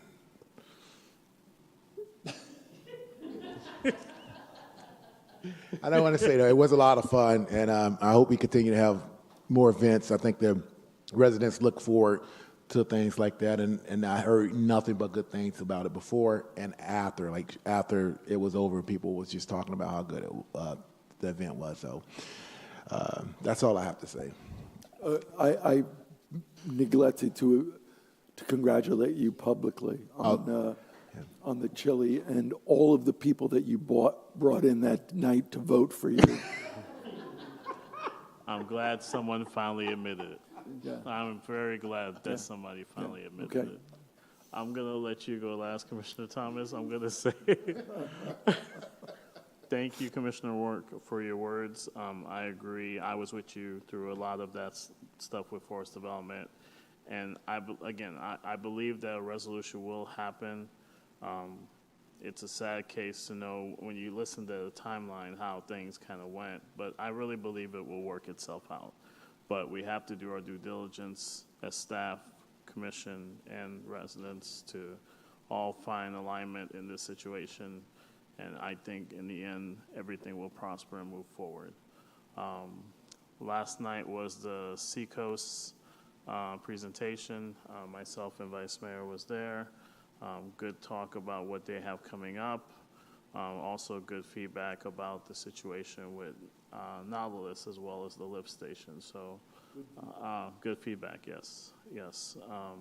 So I'm looking forward to seeing moving forward what will happen there with that. Also, congratulations, yes, to you for winning the chili cook-off, but more importantly, something you harped in on that is, and yes, we do have the plaque, but something that's more important, that's just as important as you winning was the community engagement for that event. They were very pleased with what we were doing.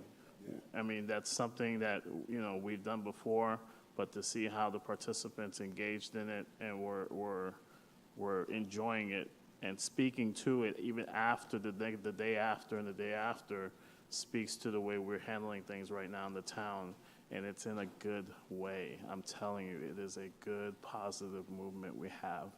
So why am I saying this? Yes, we have some items we have to take care of, business items, but they're going to take care of itself, and with that and the positivity, it's all going to work itself out. I really feel that way. So we're going to get there. We are together. So, Vivian, you had something you wanted to add? I'm sorry? I have an update on Ellen. You have an update? Can you please provide us that update? So Ellen is not available on the 10th. She is available on the 17th. No. Oh, okay. Okay. Okay. Well, we have Miss Merrill, You. who's coming to give us. And I'm back. No, she's still going to try to see if she can do the 10th with the other thing, but she's definitely available on the 17th. What is everybody's preference? So Should she move forward with thinking about this? Let's go ahead and modify the motion. We're going to do a new motion. Absolutely. We're going to cancel the motion. I move Motion. to. You don't have to rescind it. We're just going to change the motion. Right? Okay, yes, we're modifying. Yeah, you can make, New whoever motion. made it, make a motion to amend the motion. Okay. In a second. That and would be then- me. Okay. I move to amend the motion to eliminate the meeting on the 3rd and keep the meeting on the 17th. Do we have a second? Second? All in favor? Aye. I will let her know. Okay. All right, so the meeting on the 3rd has been canceled. It's not even being moved to the 10th. We're only having the meeting in December on December 17th. Okay? I think that was all my comments. So I will now move it to you, Commissioner Thomas, and you may begin. A couple of things I wanted to go over. For our holiday lights on Turn On Park, I really want to make sure that Park Avenue looks pristine. With the trees being landscaped properly, that we have good mulch, that we don't have dead landscaping that's in there, because I'm telling you, we get such a great turnout and comments in regards to our lighting on Park Avenue, and it just becomes a showstopper for us. And so I just really want to make sure that it's really enhanced and it looks really good. Jamie, I know you do a phenomenal job, and I know we don't have a new landscape. Did we approve it? We did we went back to West? Okay, good. Did I ride that way today? No, I didn't. That's why I missed it. Because I ride there every day, and I can see hanging pond fronds and all of this other stuff, and I'm going chick, chick, chick. But I just want to say I'm looking so forward to the music and sound, and also just delight. Christmas, just seeing Christmas lights just makes me so happy. So I just really want to say to just ensure that that's done. I do want to give congratulations to to Vice Mayor Hensley for winning the chili cook-off. I have never participated. Maybe one year I will. Now that I know that the chili doesn't have to be red base, you know, because I can't really eat red paste chili, but now that I know. And then I want to also just give kudos to Barbara, to our staff, to our special event staff, etc. And then now I really want to go to a very serious matter. Initially, I thought to myself I wouldn't respond to this, but I believe that it's important for me to respond to this. And I would say, too, that I'm rather disappointed that the Society of Civic Engagement isn't here in order to hear my comments. But they are very good at ensuring that they record my words, so I do want to make sure that they record my words tonight. I will say this, that the letter that was sent by Katia Zhikova, and I hope I pronounced that word correctly, when we make comments to the mayor, the town clerk, the town attorney, and commissioners, there are 5 commissioners. The commissioners are Judith Thomas, John Linden, Michael O'Rourke, which they delightfully did not include, and our Vice Mayor, Michael Hensley, which they delightfully did not include as well. So therefore, they did not make this to the commission. I also want to state as well on this is that the letter stated that this submission is made respectfully and interests of transparency, procedural integrity, and good governance. I want to say that I started my career as a planner almost 30 years ago. I have never been considered a person that is not honest. I have never been considered a person that does not have integrity, and I certainly have not been considered a person that doesn't have transparency. I would like to say that when we sit on this dais, we were all elected, and therefore, when we make a decision, we look at it all.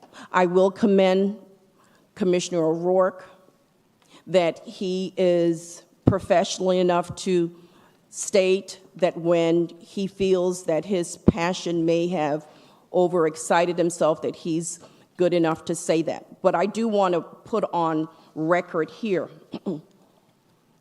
There are 4 areas as an elected official that we are prohibited as far as our conduct. 1, and this is in relation to the Palm Beach County Commission on Ethics, which of course was established about 25 years ago because of issues that were occurring in Palm Beach County. So I would say this far exceed what the state has. The sections are Section 2-443, parentheses A, that talks about the misuse of public office. Section 2-443B, which talks about the corrupt misuse of political position. Section 2-443C, that talks about the disclosure of voting conflicts. Section 2-443D, that talks about contractual relationships. I will say that our town attorney did, in fact, write a response to Ms. Katia Zhikova as it relates to her comment to a letter that she sent to us. The town attorney did respond to her comment. However, there was another rebuttal that was presented. And I want to say that any resident have the right to request an opinion from the Palm Beach County Commission on Ethics. They have that right. However, I am not of the opinion for someone to threaten me by saying that they will bring me before the Florida Commission of Ethics. I am not afraid. Comments that I made on the dais, I feel were warranted.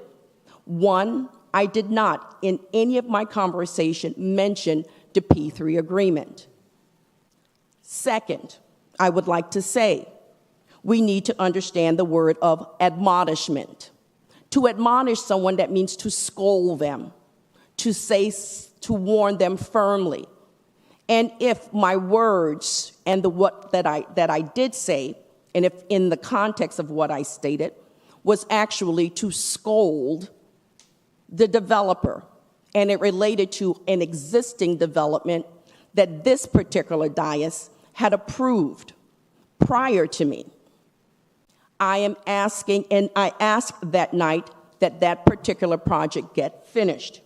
But I do want to say here, under the section 2-443 that talks about disclosure of voting and stating that I should recuse myself, that section says, an official may not vote or participate in any matter to provide or obtain a special financial benefit.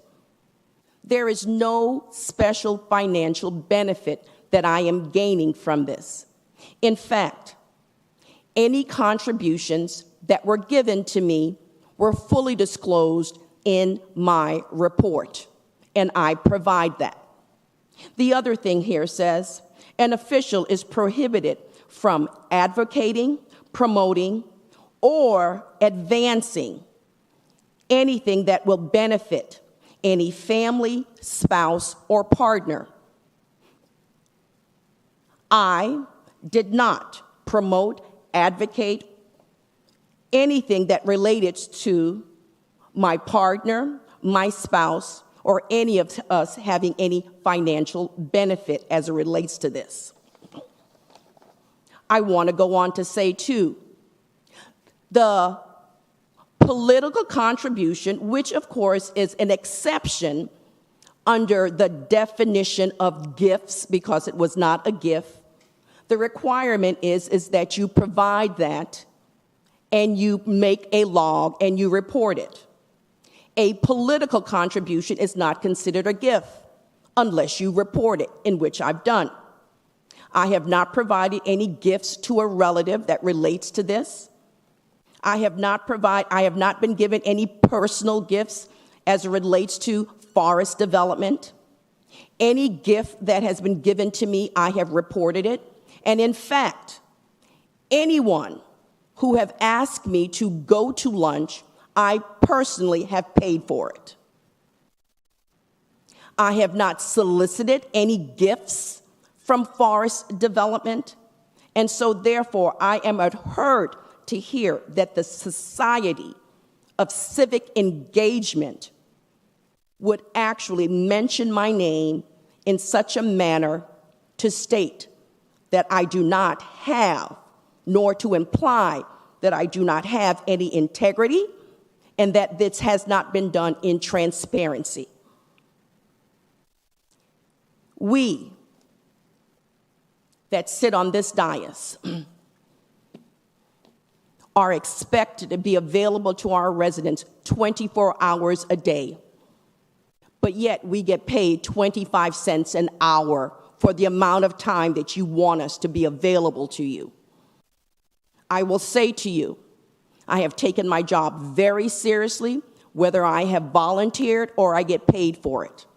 And so therefore, I don't know why the Society of Civic Engagement isn't here tonight to say, wait a minute, I want to talk. You found yourself, however, not here tonight. Please be careful that when you come after me, and it wasn't a dais situation, this was a personal attack on me, the commissioner. Be careful.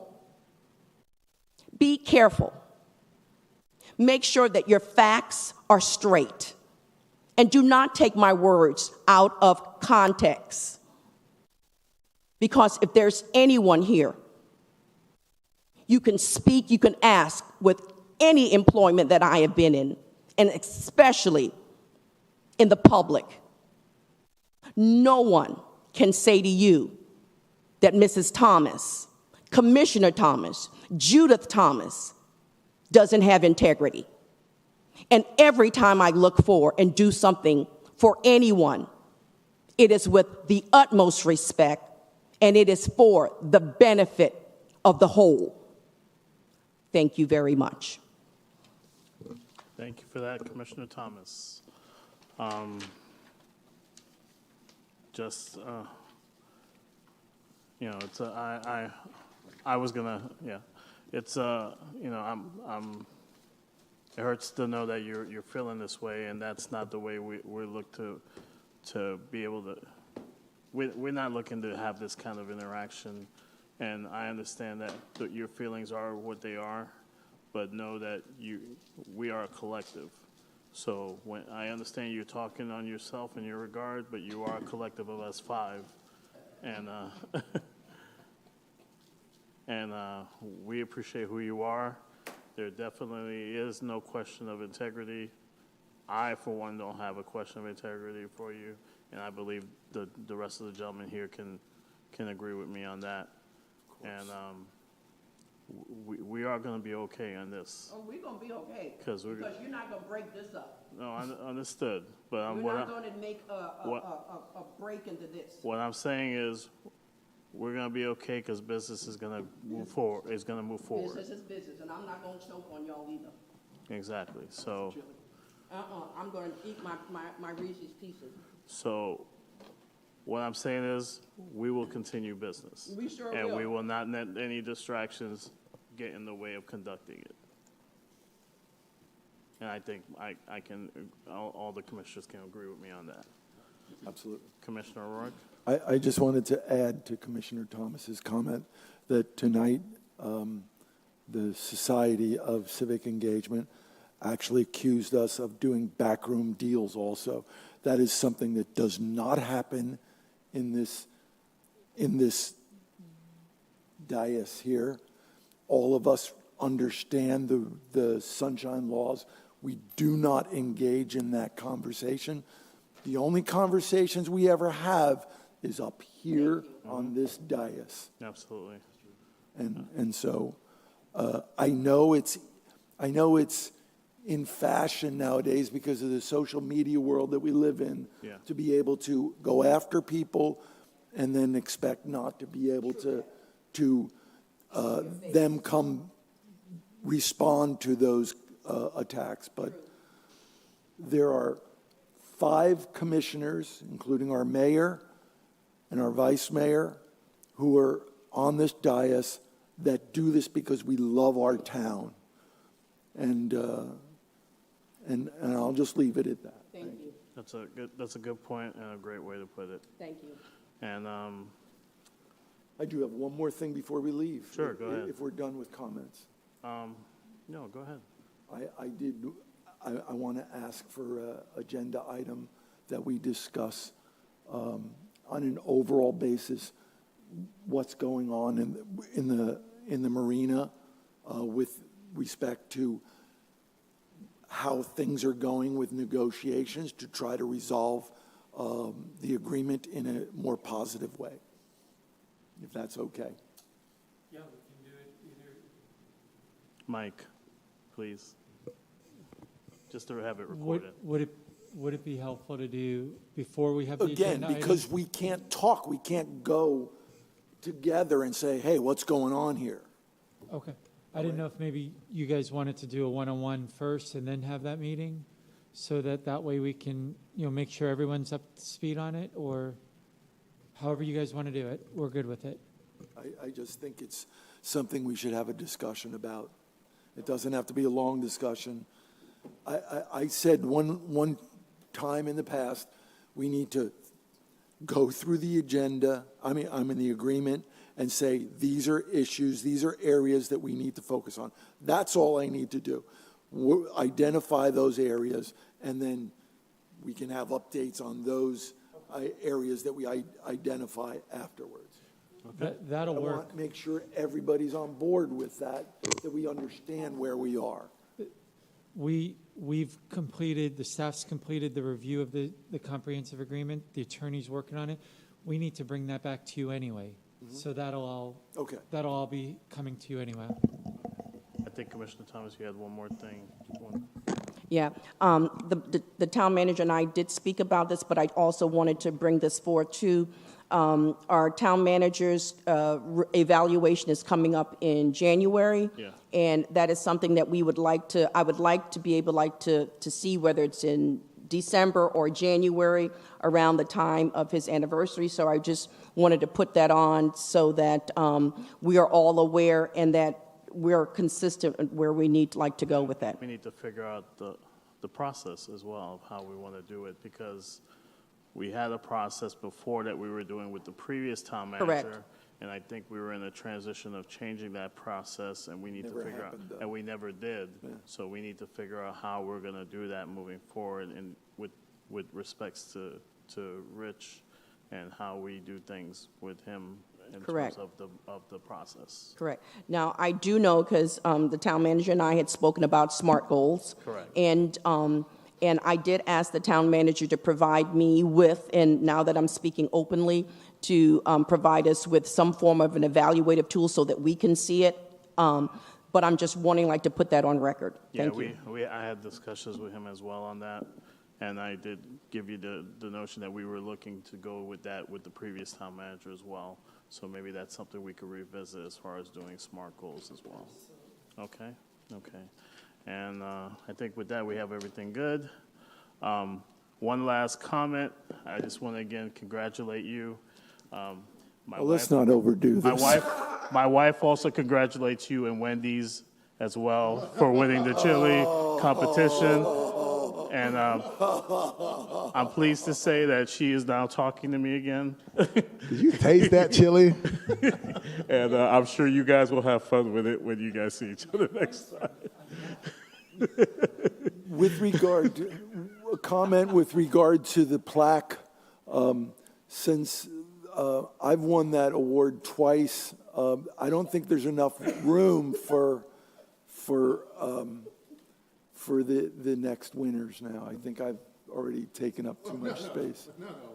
There's 4 plates Well, there. no, there's. Okay, is that for Commissioner or Vice Mayor Glass-Castros? No. Everybody's here. We got Vice Mayor. We got 2 for you. This is it. And then now these 2 will be taken, and then I will there'll be retire last this 2. plaque. So. One and done. All right. Okay. I think we're good for the night. So right. I will entertain I a move to motion. adjourn. Wait. I just wanted to say happy birthday, Sierra Robinson. Your mommy says happy birthday. Well, happy birthday to Miss Sierra Robinson. And with that, I will entertain a motion of adjournment. Motion to adjourn. Second. All in favor? Aye. Good Thank night, you, everybody. everybody. Time Good is night. 8:30.